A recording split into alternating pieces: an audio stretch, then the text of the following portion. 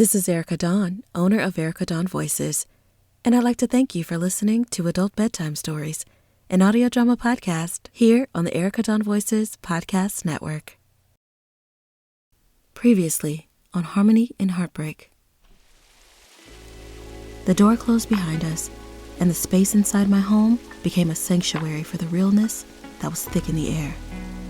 The walls seemed to hum as we navigated possibilities of intimacy. Passion unfolded like a crescendo.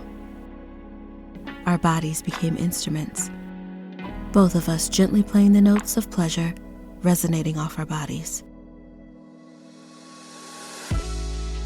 As we surrendered to the beautiful love sounds of our connection, the denial that had clung to us like a shadow dissipated, leaving us exposed in the raw beauty of our desire for one another.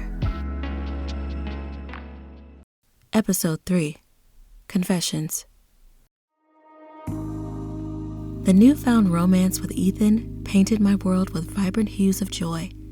Our days became such an exciting journey, filled with laughter, shared passions, and the exhilaration of playing gigs together. The stage transformed into the shape of a heart, each performance a harmonious celebration of the connection that blossomed between us. The crowd, unaware observers, became unwitting witnesses to our love. One morning, while basking in the glory of my newfound happiness, came an unexpected text from none other than my ex, Sean.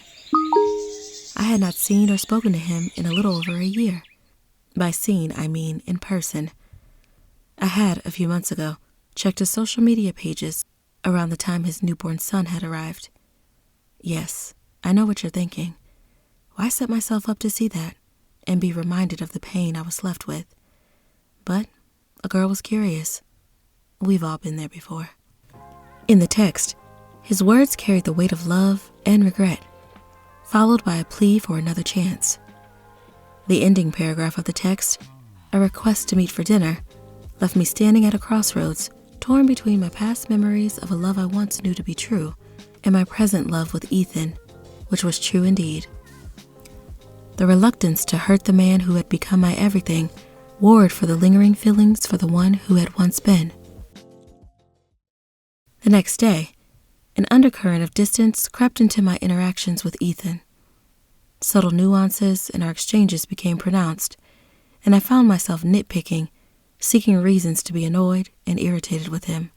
Subconsciously, doubts began to fester, creating a space for my unresolved ties to Sean. A few days had gone by since Sean reached out. I had yet to respond, not because I didn't want to, but because I wasn't sure what was best for me and how to handle the situation. One afternoon, a heated argument erupted between myself and Ethan, which I believed was a culmination of tension that had been quietly building beneath the surface.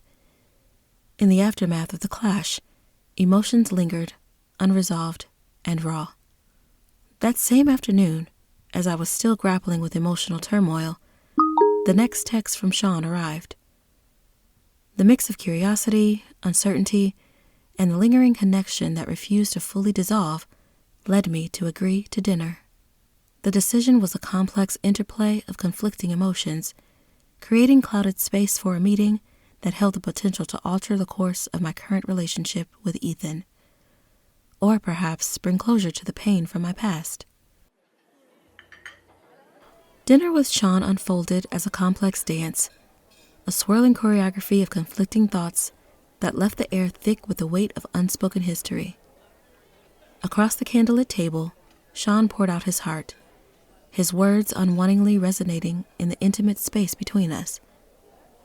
The struggle became palpable, and despite the tug at my heartstrings, I resisted the pull to grant him another chance. After the emotional dance with Sean, I returned home to navigate the stormy seas with Ethan. Feeling absolutely terrible about our fight, I wanted nothing more than to get our love back on the right track.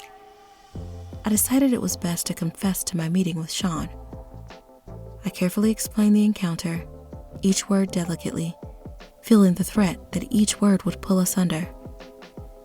Ethan, hurt and betrayed, confronted me about the dinner. his eyes reflecting anger. This new argument escalated into a tempest. In the heat of the moment, Ethan made the painful decision to break things off with me. Tears rolled down my face uncontrollably as he packed his things to leave. The awkward tension settled between us, both of us silent. With the Miss Anxiety leaving me to feel like I was drowning, a last attempt at words as he walked out the door came too late. Without surprise, the tension between Ethan and I spilled over into our work. The stage, now feeling like a battleground, was overshadowed by our unraveling connection. The venue owner, Dylan, attuned to the shifting dynamic, issued a warning to Marcus: either we get our act together or face dismissal. Marcus, in turn, gathered the band for a stern talk, emphasizing the necessity of setting aside personal differences for the sake of the music and the paying audience who came to see us perform. The strain on the band became evident.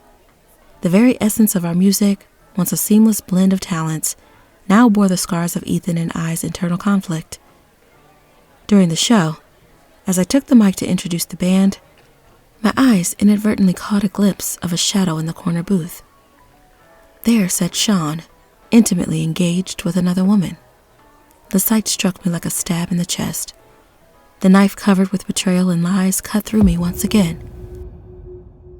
The mic screeched as I hastily ran off stage, my heart as heavy as a brick. Sean, unaware of my return to the stage, realized in that moment that it was I who was set to perform. Ethan, sensing the distress, left the band behind and chased after me. Sean quickly followed. Tune in next week for the final episode of Harmony in Heartbreak, where we find Ava alone in solitude, grappling with sadness over an unfortunate turn of events. She finds herself navigating the pieces of her past love story, attempting to make sense of her ever-changing emotions.